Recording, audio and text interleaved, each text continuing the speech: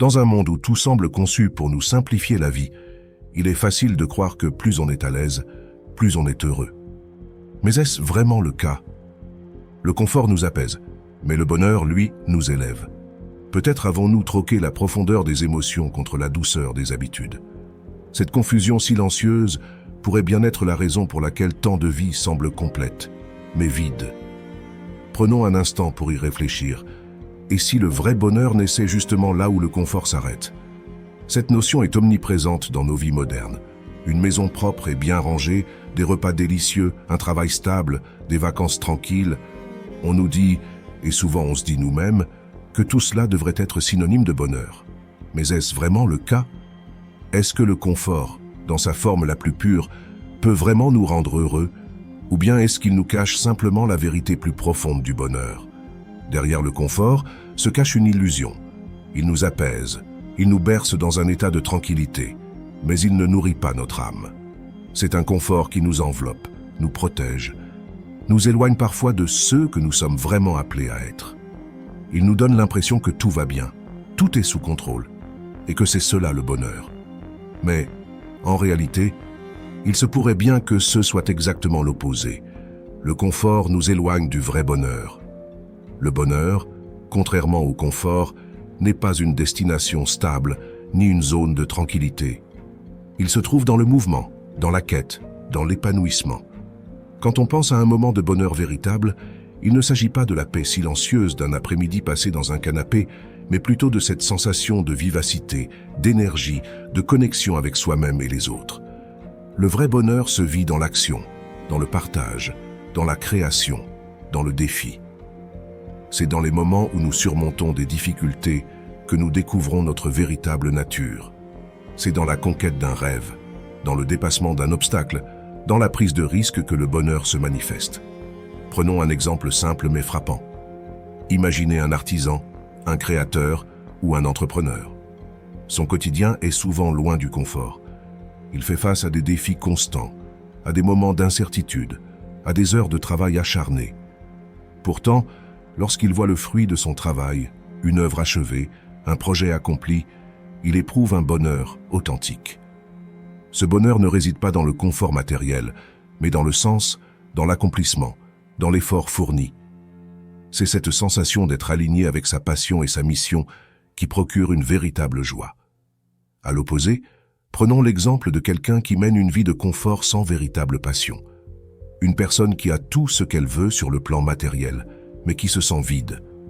Elle se réveille chaque jour dans une maison parfaite, conduit une voiture de luxe et se rend au travail sans réelle motivation. Le confort extérieur ne suffit pas à combler le vide intérieur.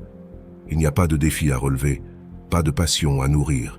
Il manque la force vive qui alimente le cœur. Cette personne, malgré le confort, peut ressentir une grande insatisfaction, un manque de direction, un besoin urgent de sens. Le confort peut devenir une prison dorée, un piège qui empêche de voir la vie dans sa pleine intensité. Il nous fait croire que l'on est heureux, alors qu'en réalité, on a simplement abandonné la recherche de ce qui fait vraiment battre notre cœur. Ce n'est pas en cherchant à vivre dans une zone de confort permanent que l'on découvre la profondeur de l'existence. Le bonheur ne réside pas dans l'évitement de la souffrance, mais dans la capacité à embrasser la vie dans sa globalité, y compris ses défis, ses hauts et ses bas. Prenons aussi un instant pour réfléchir à ceux qui ont choisi de sortir de cette zone de confort. Beaucoup de personnes admirées, des leaders, des artistes, des athlètes, ont fait des choix qui les ont conduits à sortir de leur zone de confort. Nelson Mandela, par exemple, a passé 27 ans en prison pour ses convictions. Ce n'était pas le confort, mais sa lutte pour la liberté et la justice qui lui a permis de découvrir un bonheur plus grand, plus profond, celui de savoir qu'il avait vécu pour quelque chose de plus grand que lui-même. Le confort matériel ne le rendait pas heureux, mais la lutte pour un idéal a illuminé son existence. Pareillement, Malala Yousafzai, jeune militante pour l'éducation des filles, a risqué sa vie pour défendre une cause en laquelle elle croyait profondément. Elle aurait pu choisir de rester dans le confort d'une vie plus simple et sans risque, mais elle a choisi de vivre pour un avenir meilleur, pour le bonheur collectif. C'est dans cette quête qu'elle a trouvé la véritable essence du bonheur. Les exemples sont légion. Souvent, ceux qui ont choisi de sortir de la voie du confort, d'affronter les turbulences de la vie, en ressortent non seulement plus épanouis, mais aussi plus forts, plus vivants. Le confort, en revanche, tend à nous enchaîner à une routine prévisible qui, à long terme, ne peut nourrir notre âme. Il est crucial de comprendre que le bonheur ne se trouve pas dans l'absence de difficultés, mais dans la manière dont nous y faisons face. Chaque obstacle est une opportunité de grandir, d'apprendre, de découvrir une nouvelle facette de soi.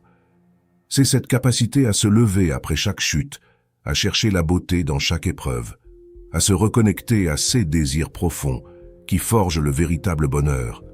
Au fond, le confort est une belle chose, mais il n'est pas une fin en soi. Il peut être un outil, un repos temporaire, mais il ne remplacera jamais la profondeur d'une vie pleine de sens. Le bonheur ne se trouve pas dans ce que l'on possède, mais dans ce que l'on ressent, ce que l'on vit, ce que l'on donne. Ne laisse pas le confort t'éloigner de toi-même, car le vrai bonheur, lui, demande du courage, de la présence, et parfois, un pas en dehors de ce qui est facile. Le bonheur ne s'achète pas, il se construit.